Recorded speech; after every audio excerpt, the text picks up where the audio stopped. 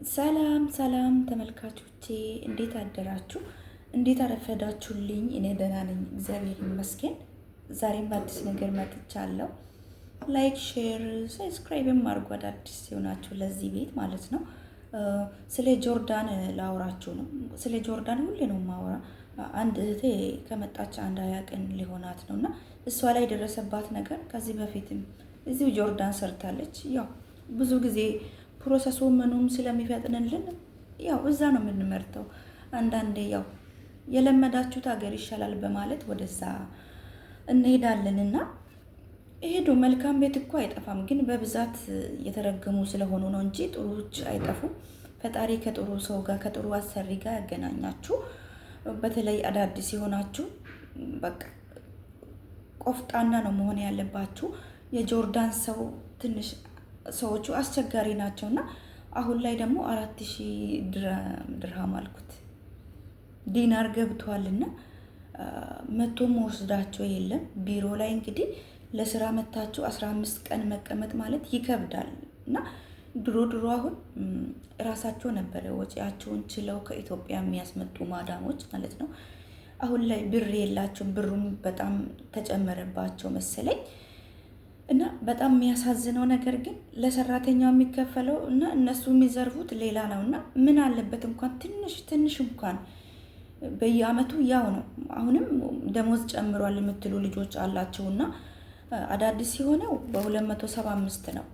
አሁንም የመጣችው ልጅቶ በ275 ነው። ሁለት ልጆች ናቸው። አንደኛው ብዙ አመት አብረን ቆይተናል።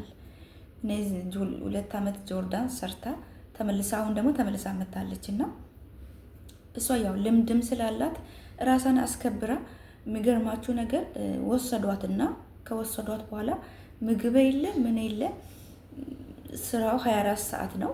በቃ መልሱኝ ወደ ቢሮ አለቻቸው። በስንት ጸብ ገና ወደ ፖሊስ ወስዶ እሷም ወደ ፖሊስ እንወስድሻለን አሏት።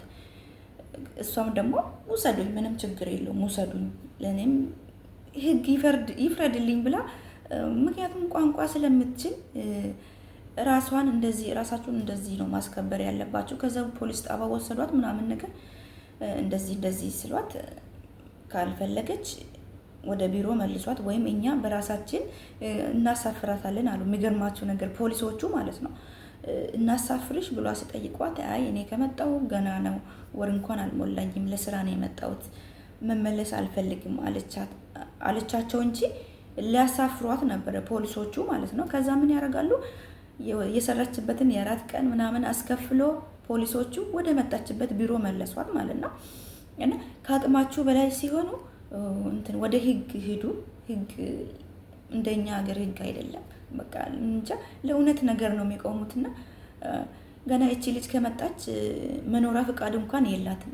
እናንተ እሷን ምንም የመናገር መብት የላችሁም ብሎ ጭራሽ እኛ እናሳፍርሻለን ስሏት፣ እኔ ግን መሳፈር አልፈልግም ምክንያቱም ለስራ ነው የመጣችውና መሳፈር እንደማትፈልግ ተናግራ ከዛ በኋላ ወደ ቢሮ ተመለሰች። እና አሁን ደግሞ ከ15 ቀን በኋላ እንግዲህ ቢሮ ከተቀመጠች በኋላ ነው እነዚህ ሰዎች የወሰዷት። እንደዚህ ያርጓት ምናምን ብቻ ከባድ ነው። ራሳችሁን አስከብሩ። በብዛት ያው አዳዲስ የሆነ ሰው ነው ወደ ጆርዳን የሚሄደውና ቶሎ ነው። እሷ እንኳን ወርም ሳይሞላት ነው የመጣላት። ፕሮሰሱ ብዙም አይዘገይባችሁም። ከመልካም ሰው ጋር እኮ ቢያጋጥማችሁ ጥሩ ነው። ለስራ ነው የምትሄዱት፣ የሚፈለገው እሱ ነው። ግን ሰዎቹ በብዛት የተረገሙ ስለሆኑ ደሞዛችሁን ከወር እንዳታሳልፉ እባካችሁ። ብዙ ልጆች እያለቀሱ ነው እና ደሞዛችሁን እነሱ ጋር ማቆየት የለባችሁም። እንደዚህ አድርጉ። እንግዲህ እህቴ አሁን ደግሞ ገብታለች እዛ ቤት። ደግሞ ምን እንደሚፈጠር አይታወቅም እና በጣም አስቸጋሪ ነው። ለራሳቸው እንግዲህ አስቡት 4000 ከአንድ ሰው ማለት ነው 4000 ዲናር ጆርዳን ዲናር ማለት እንግዲህ እናንተ ካልኩሌት አድርጉ ምን ያህል ሰው ላይ የሰው ልጅ እንደዚህ እንትን እየሸጡ እንኳን ምን አለበት መብቱን እንኳን ቢያስከብሩ። ቢሮዎቹ ምን ይሏታል? በቃ ሰዎቹ መጥፎም ቢሆኑ ወደ ቢሮ ውሰዱኝ አትበያቸው፣ እዛው ችለሽ ስሪ። እንግዲህ አስቡት ሰው ልጅ እንዴት ነው እየተራበ የሚኖረው? ሰው ልጅ እንትን አይደለም እንግዲህ በኦክሲጂን አይኖርም ምግብ የሌለበት። በዛ ላይ በቃ ጭቅጭቅ ካለ ምናምን ነገር በጣም አስቸጋሪ ነው። ብዙ ቤት ጆርዳን ምግብ ምናምን ችግር ያጋጥማቸዋል እና ፈጣሪ ከእናንተ ጋር ይሁን። አሉ የሆነ ግሩፖች አሉ ምናምን እንደዚህ የተቸገሩ ከዚህ በፊትም ነግሬያቸዋለሁ እና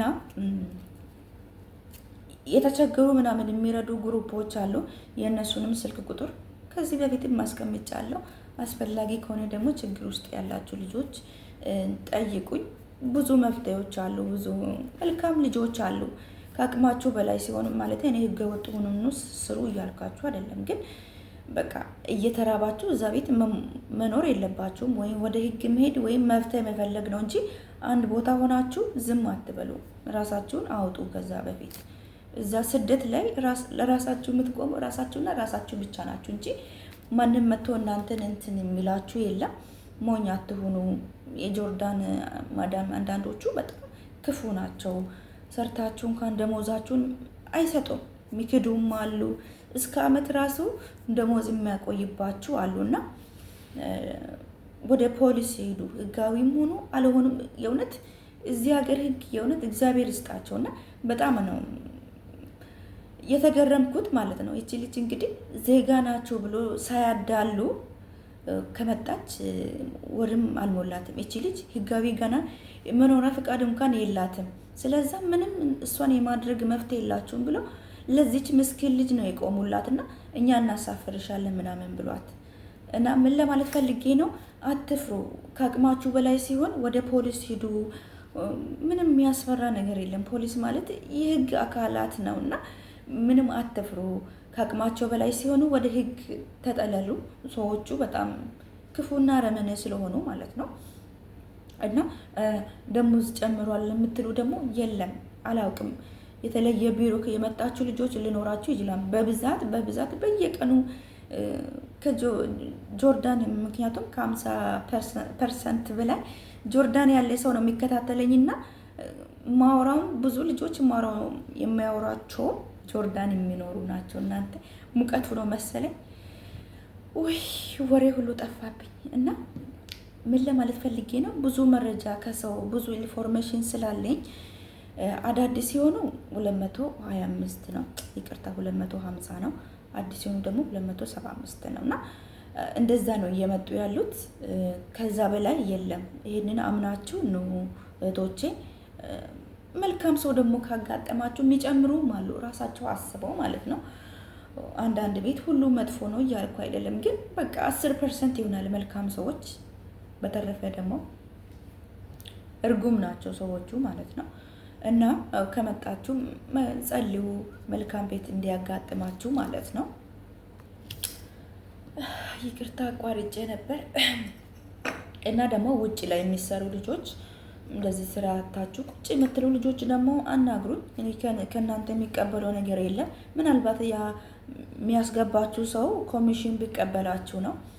እንደዚህ ማዳም ቤት ሆናችሁ በጣም ተጨንቃችሁ ጭንቅ ውስጥ ያላችሁ ቢሮም ለመሄድ 2-3 ቢሮ ሄዳችሁ ደግሞ በቃ መላ የጠፋችሁ እንደዚህ ችግር ላይ ያላችሁ ልጆች አናግሩኝ። እኔ ከእናንተ የሚቀበለው ነገር የለም።